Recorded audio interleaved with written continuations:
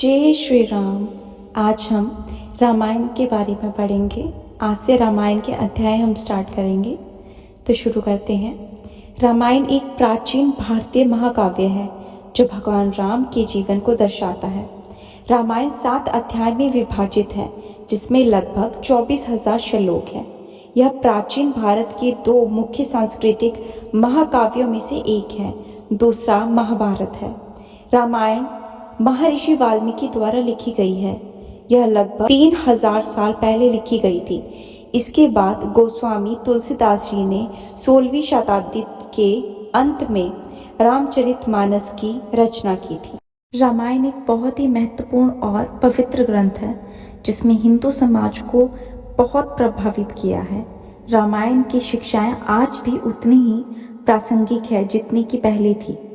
रामायण की रचना महर्षि वाल्मीकि जी ने की थी।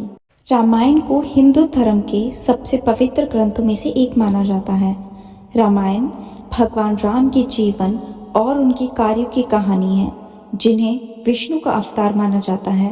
रामायण में धर्म, अधर्म, अच्छाई, बुराई, प्रेम, त्याग और कर्तव्य जैसे विषयों पर विस्तार में चर्चा की गई है। भगवान राम के भाइयों लक्ष्मण, भरत और शत्रुघ्न क्रमशः शेषनाग, धर्म, वायु और अदिति के अवतार थे। सीता भगवान राम की पत्नी होने के साथ साथ लक्ष्मी का अवतार भी थी। जब एक बार नारायण क्षीरसागर में स्थित अपने घर में वैदिक मंत्रों का जाप कर रहे थे, तभी समुद्र की सतह पर एक पूर्ण विकसित सुंदर फूल के साथ कमल का एक पौधा उग गया और इसके कोमल और सुगंधित पंखुड़ियों के बीच में एक शिशु विद्यमान था, जो रमणीयता में देवताओं से भी उत्कृष्ट था। नारायण ने इसे अपनी बाहों में ले लिया और उसे ईश्वर को समर्पित करने के लिए कैलाश पर्वत की ओर चल पड़े। ईश्वर की दिव्य इच्छा से शिशु की नियति में संसार का पहला राजा होना तय था और दानवों के अत्याचारी शासन से संसार को मुक्त कराने के लिए एकमात्र उद्देश्य के लिए नारायण के वैभवशाली वंश की स्थापना करना था।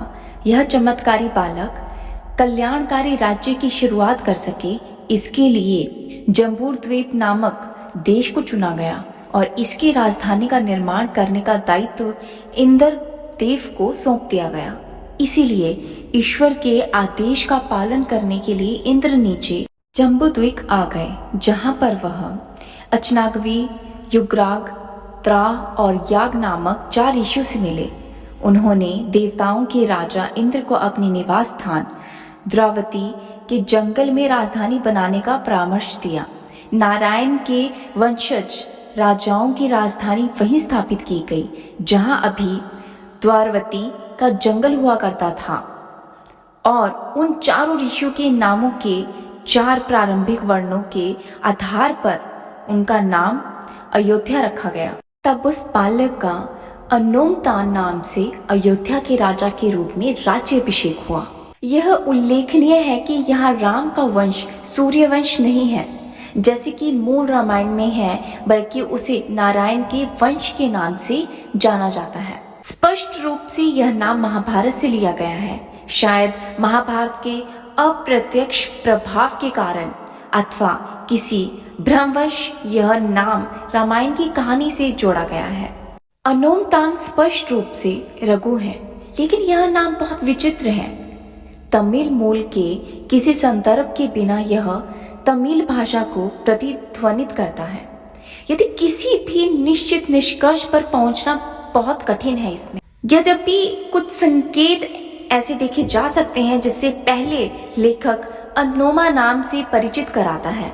यदि ऐसा है तब यह पालित शब्द अनोमा हो सकता है, जिसका अर्थ है महायशस्वी, अथवा यदि यह शब्द अनोमतान है तब यह शब्द अनो और मैत्री शब्दों से उत्पन्न हुआ माना जा सकता है, जिसका अर्थ है जिसकी मां नहीं है। क्योंकि बालक बिना माता के पैदा हुआ था, इसे अनोमता कहा गया होगा। अभिषेक के बाद उसे दानवों के दमन और संसार की रक्षा के लिए नारायण के अवतार के रूप में स्वीकार किया जाने लगा। उसे अलौकिक शक्तियां प्रदान की गई और उसे 4 शस्त्र, तीर, त्रिशूल, गदा और चक्र दिए गए ताकि वह संपूर्ण और निश्चित रूप से अपने देवीय कर्तव्यों का पालन कर सके।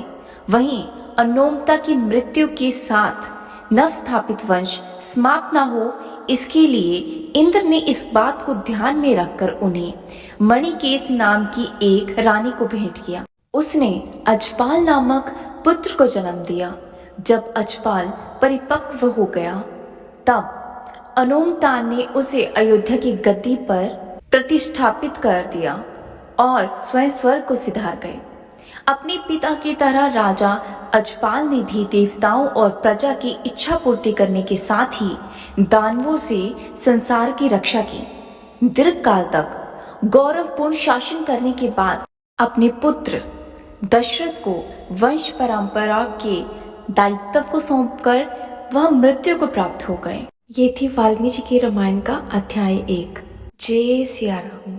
मिलते हैं अगली वीडियो में।